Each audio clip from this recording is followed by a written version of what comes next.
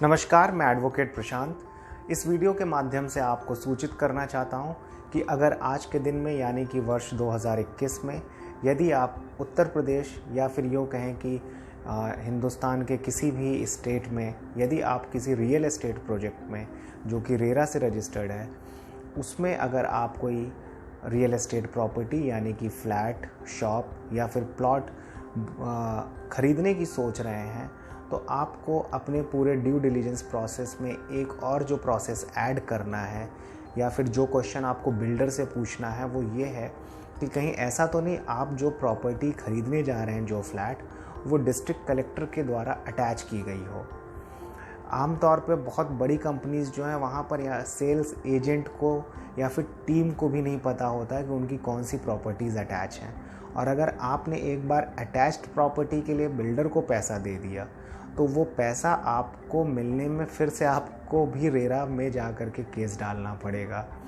तो आप इस बात की पुष्टि अवश्य कर लें कि जो फ्लैट, शॉप या फिर प्लॉट आप ख़रीदने जा रहे हैं वो डिस्ट्रिक्ट कलेक्टर के ऑफिस से अटैच ना किया गया हो अंडर दी रेवेन्यू कोड, क्योंकि बहुत सारे बिल्डर, अधिकतर बिल्डर मैं कहूँगा, उनके ऊपर बहुत सारे डिफ़ॉल्ट्स हो चुके हैं और कलेक्टर, डिस्ट्रिक्ट कलेक्टर्स के द्वारा उनके अगेंस्ट में लैंड रेवेन्यू प्रोसीडिंग के अंडर रिकवरी करने की सारी प्रोसीडिंग्स की जा रही हैं। और आपने जैसा कि न्यूज़पेपर्स में पढ़ा होगा, जिसकी क्लिप मैंने वीडियो के शुरू में भी लगाया, कि बहुत सारे बिल्डर्स का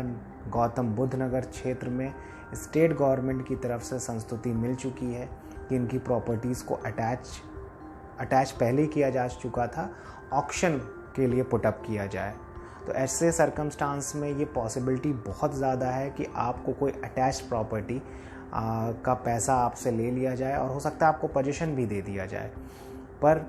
कल उसकी रजिस्ट्री नहीं होगी और चूंकि वो प्रॉपर्टी अटैचमेंट में है, ऑक्शन में है, कोई हो सकता है दूसरा ख़रीद कर आकर कहे कि देखिए ये तो मैंने ऑक्शन में लिया है। तो अगर अटैच प्रॉपर्टी में आप रह रहे हो और ऑक्शन में वो किसी और को मिल गया तो आपको घर से निकलना पड़ेगा, और ये आप एक्सक्यूज़ नहीं ले सकते कि बिल्डर ने हमें ये